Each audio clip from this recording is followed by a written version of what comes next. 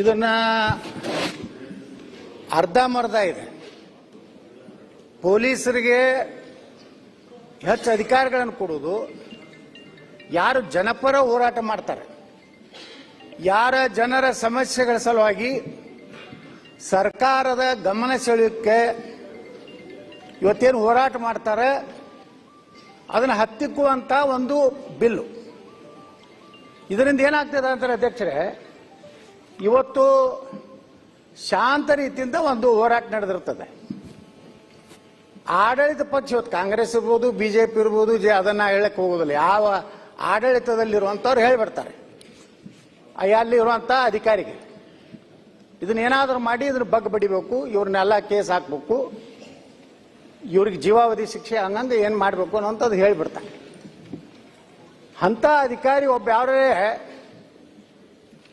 ಕೇವಲ ಆಡಳಿತ ಪಕ್ಷದವ್ರು ಮಾತು ಕೇಳುವಂಥ ಅಧಿಕಾರಿಯಲ್ಲಿ ಏನಾದರೂ ಇದ್ರೆ ಬಹುಶಃ ಜನಪರ ಹೋರಾಟ ಮಾಡಬಾರ್ದು ಅನ್ನೋಂಥದ್ದೇ ಉದ್ದೇಶ ಇದೆ ಅನ್ನೋಂಥದ್ದು ಆಗ್ತದೆ.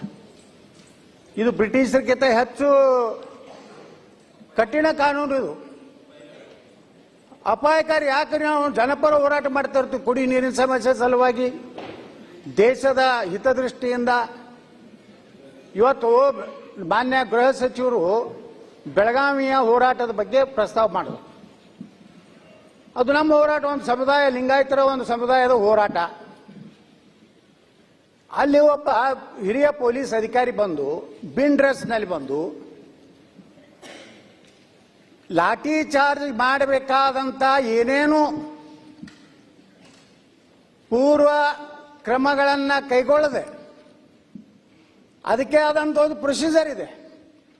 ರಾಷ್ಟ್ರೀಯ ಮಾನವ ಹಕ್ಕು ಮಂಡಳಿಯವರು ಯಾವುದೇ ಒಂದು ಲಾಠಿ ಚಾರ್ಜ್ ಮಾಡಬೇಕಾದ್ರೆ ಇವೆಲ್ಲ ಪ್ರೊಸೀಜರ್ಗಳನ್ನು ಫಾಲೋ ಮಾಡಿದ ಮೇಲೆ ನಿಯಂತ್ರಣ ಆಗುವುದಿಲ್ಲ, ನಮ್ಮ ಕಂಟ್ರೋಲ್ ದಾಟಿ ಹೋಗಿದೆ, ಸಿಕ್ಕಾಪಟ್ಟೆ ಬಸ್ಸುಗಳಿಗೆ, ಸಾರ್ವಜನಿಕ ಆಸ್ತಿಗಳಿಗೆ ಬೆಂಕಿ ಹಚ್ತಾ ಇದ್ದಾರೆ ಅನ್ನೋಂಥದ್ದು ಆ ಸ್ಪಾಟ್ ಆಗಿರುವಂಥ tahsildar, assistant commissioner, deputy commissioner ಅವರಿಗೆ ಕನ್ವೀನ್ಸ್ ಆದಮೇಲೆ ಇಡೀ ಆವರಣದಲ್ಲಿರುವಂಥ ಎಲ್ಲ ಜನರಿಗೂ, ಏನು ಜಿಲ್ಲಾಧಿಕಾರಿ ಆಗಲಿ, ಅಸಿಸ್ಟೆಂಟ್ ಕಮಿಷನರ್ ಆಗಲಿ, ತಹಸೀಲ್ದಾರ್ ಆಗಲಿ, ಏನು ಸೂಚನೆಯನ್ನು ಕೊಡ್ತಾ ಇದ್ದಾರೆ ಎಲ್ಲರ ಕಿವಿಗೆ ಬೀಳುವ ರೀತಿಯಲ್ಲಿ ಇವತ್ತು ಘೋಷಣೆ ಮಾಡಿ ನಾನು ಲಾಠಿ ಚಾರ್ಜ್ಗೆ ಆದೇಶ ಮಾಡ್ತಾ ಇದ್ದೇನೆ ಅನ್ನೋಂಥದ್ದು ಹೇಳಬೇಕಾವು. ಆದ್ರೆ ಅಧ್ಯಕ್ಷರು ಏನಾಗ್ತಾ ಇದೆ, ಒಂದು ಹೋರಾಟವನ್ನ ಇದೇ ಬ್ರಿಟಿಷರು ಇದೇ ಮಾಡಿದ್ರು. ಈಗ ಬಿಲ್ಲಿಗೆ ಸಂಬಂಧ ಮಾತಾಡಿ, ಬಿಲ್ಲಿಗೆ ಸಂಬಂಧಪಟ್ಟಿದೆ ಇದನ್ನ ಬಿಟ್ಟು ನೋಡ್ರಿ ಅಧ್ಯಕ್ಷರೇ, ನೀವು ಎಲ್ಲ ಈ ಕಂಡೀಷನ್ ಹಾಕ್ತಾ ಇದ್ದಾರೆ ಇವರೆಲ್ಲ. ಹೇಳಿ 10 ದಿವಸ ಮೊದಲು ಹೇಳಬೇಕು, 7,000 ಸೇರ್ತಾರೋ 70,000. ನೋಡ್ರಿ ಅಧ್ಯಕ್ಷರೇ, ಯಾವುದೇ ಹೋರಾಟಗಾರರಿಗೆ ಎಷ್ಟು ಜನ ಸೇರ್ತಾರೋ ಅಂದಾಜು ಯಾರಿಗೂ ಇರುವುದಿಲ್ಲ. ಯಾಕಂದ್ರೆ ಒಂದೊಂದು ಹೋರಾಟ ಹೆಂಗ್ ಮೂವ್ಮೆಂಟ್ ತಗೋತಾ ಅಂದ್ರೆ, ಇವತ್ತು ರೈತರು ಹೋರಾಟ ಆಗ್ತದೆ. ನಾವೇ ಒಂದು ಬಿಜಾಪುರನಾಗ ಒಂದು ಹೋರಾಟ ಮಾಡಿದೀವಿ. ಬರೇ ನಮ್ಮ ಯಾವ ಪ್ರಾರಂಭದ ಹಂತದಲ್ಲಿರುವಂತ ಹೋರಾಟ ಒಂದು 200 ಮಂದಿ ಇದ್ರು. ಮಧ್ಯದಲ್ಲಿ ಬಂದಾಗ ಗಾಂಧಿ ಚೌಕಿಗೆ ಬಂದಾಗ 25,000 ಜನ ಆದ್ರು. ಇದು ಯಾವ ಆಧಾರದ ಮೇಲೆ ಇವತ್ತು ಪರ್ಮಿಷನ್ ತಗೊಂಬಂದ 7,000 10,000 ಅಂತ ಹೇಳ್ತಿರಲ್ಲ ಅಧ್ಯಕ್ಷರೇ. ಇದನ್ನ ಯಾವ ರೀತಿ ಅಂದಾಜು ಮಾಡಲಿಕ್ಕೆ ಯಾವುದೇ ಹೋರಾಟಗಾರಿಗೆ ಇವತ್ತು ಸಾಧ್ಯ ಇಲ್ಲ.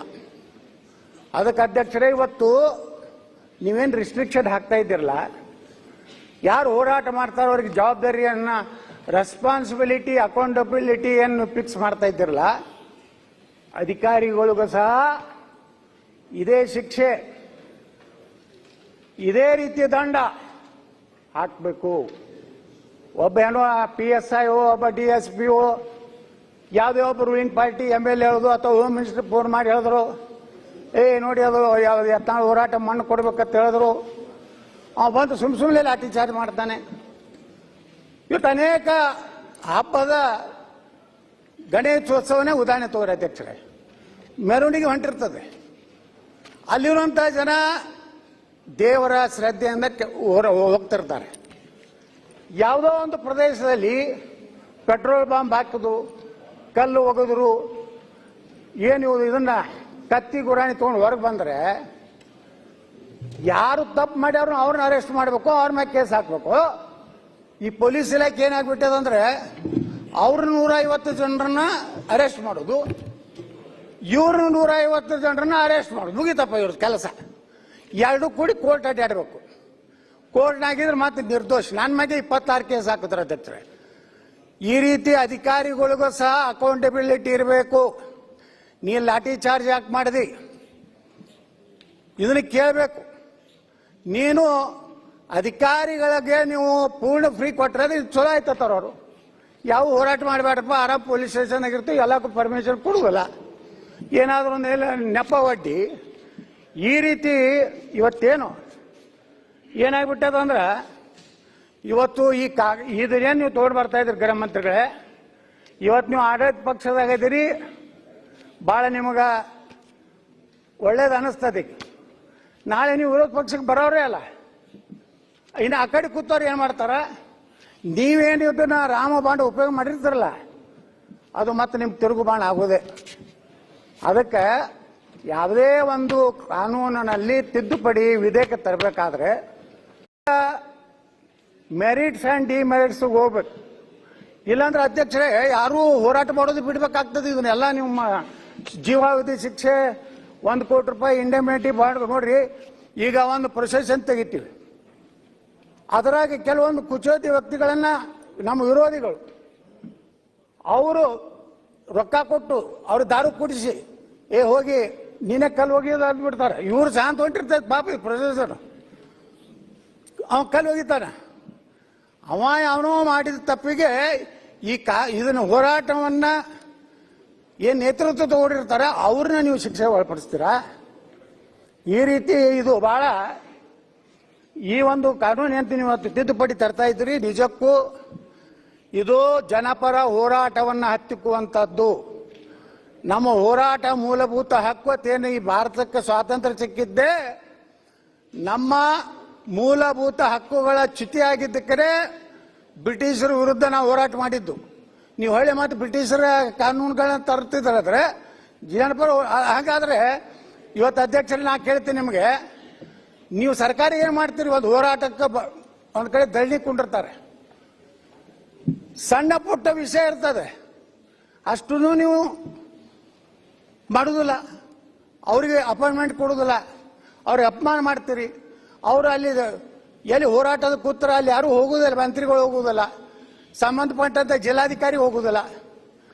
ಅದು ಆಕ್ರೋಶ ಹೆಚ್ಚಾಗಿ ಒಂದು ಜನರಲ್ಲಿ ನಮ್ಮ ಇವತ್ತು ನಮ್ಮದೇ ನೀರಾವರಿ ಹೋರಾಟ, ನಾಳೆ ಆಲ್ಮಟ್ಟಿಗೆ ಸರಿಯಾಗಿ ನೀವು ಹಣ ಕೊಡದೇ ಇದ್ರೆ ಹೋರಾಟ ಸಾಲ್ವ್ ಆಗ್ತದೆ, ಲಕ್ಷಾಂತರ ಜನ ಸೇರ್ತಾರೆ. ಅವಾಗ ನೀವೇನು ಮಾಡ್ತೀರಿ? ಅಮಾಯಕರು